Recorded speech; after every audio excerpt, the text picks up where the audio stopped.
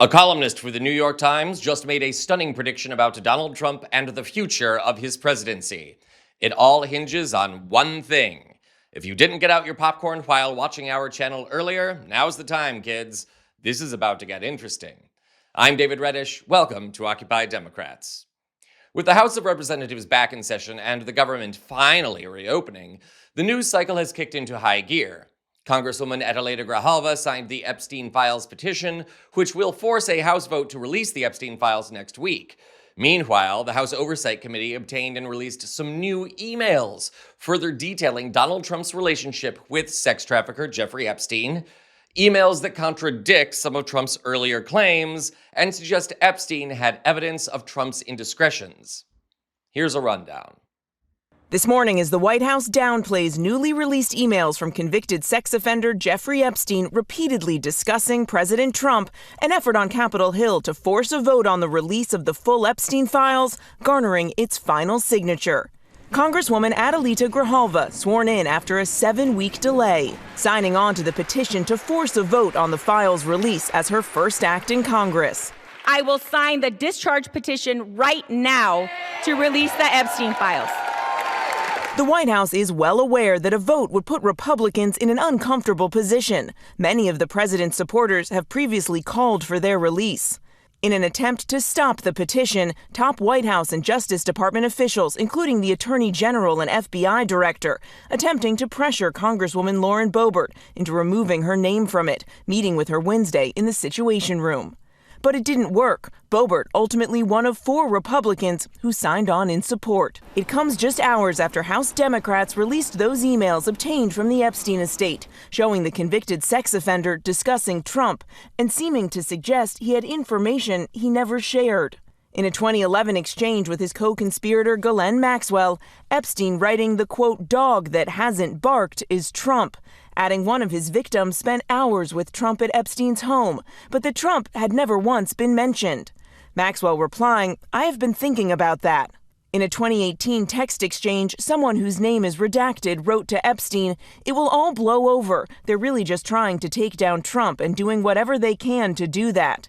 The context of the message is unclear, but Epstein responding, it's wild because I am the one able to take him down. Messy, isn't it? It gets messier, so don't go away. And I must again ask my pressing question, what did the president do and when did he do it? That's the heart of the matter here. The reason Republicans, including Marjorie Taylor Greene and Lauren Boebert, also signed on to the Epstein Transparency Act over Trump's personal appeals. And now that the House is widely expected to pass the Epstein Files Transparency Act, sending it to the Senate, Trump and Senate Republicans are about to come under enormous pressure to also agree to release those files. That could be why Trump, at long last, seems to be losing his grip on the party and why his presidency is on the verge of collapse. This morning, New York Times columnist Jacqueline Alemany stopped by MSNBC to share her thoughts on the growing scandal and explained why Trump's legacy is hanging by a thread. Now, this is a longer clip, so make sure to watch it all. Take a look. As just noted, some Republicans defied Trump and, rebuked his efforts to dissuade them from not signing on to this. So talk to us about just the feeling within the House, but more than that, talk about the upper chamber, because another vote now looms. Is there a sense that enough Republicans will again be willing to say no to Trump to put this material out there? Yeah, Jonathan. Well, I want to start with what you and J. Mart was just talking about, because this is exactly what happens when you look at this handful of MAGA adherents and loyalists who rebuked Trump for the first time on an issue that has plagued his presidency. We have to look back to 2017, 2016, 2015, where this wave of political candidates, political aspirants, people who got involved in politics for the first time on the heels of QAnon, because they were QAnon conspiracy theorists. They were living in those QAnon chat rooms on the web, and it led them to politics. And Marjorie Taylor Greene was one of the first candidates who actually came to office and started to dabble in politics because of her QAnon beliefs, at least at that time. I'm not sure where she stands on that now, especially with this Marjorie Taylor Greene makeover. But QAnon obviously co-opted a lot of the sex trafficking traffic that was going on the internet. And so this has always been a huge issue for people like Thomas Massie, Lauren Boebert, Marjorie Taylor Greene, who have welcomed conspiracy theorists and fringe Republicans and conservatives into their coalition. And it's how they have been able to accumulate so much power and especially so much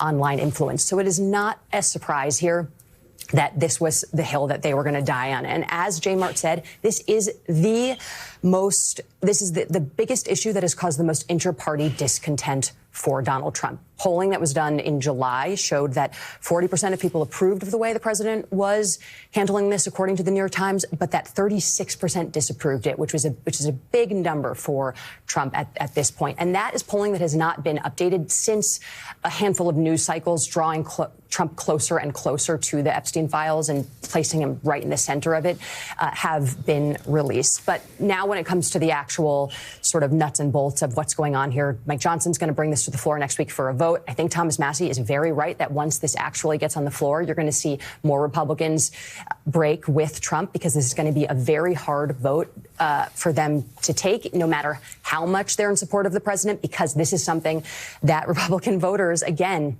it's the only thing that is more popular than Trump. But when it gets to the Senate, that's still a wild card. We know that there's two lawmakers, Rand Paul and Josh Hawley, who have already previously signed on with Democrats in favor of transparency to release all these files.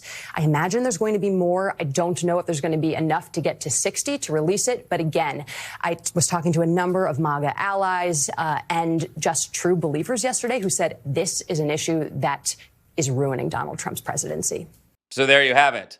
The Epstein files and the scandal around them have officially become Donald Trump's Watergate. And Donald Trump has now become Donald Lame Duck, quacking but accomplishing very little. Worse, this new development comes amid election losses, plummeting poll numbers, and the Supreme Court poised to strike down all of Trump's tariffs. So what does that leave Trump? The man seems to understand he will leave behind a political legacy of chaos and division if he leaves one behind at all. So no wonder he wants to build a White House ballroom so he can put his name on it, so people remember him after he leaves office, or if he's forced to do so. And the odds of that happening just started to spike. We will have more on the Epstein files as new developments arise, as well as the decay of Donald Trump and his presidency. Remember to subscribe to our channel if you haven't. This is Occupy Democrats.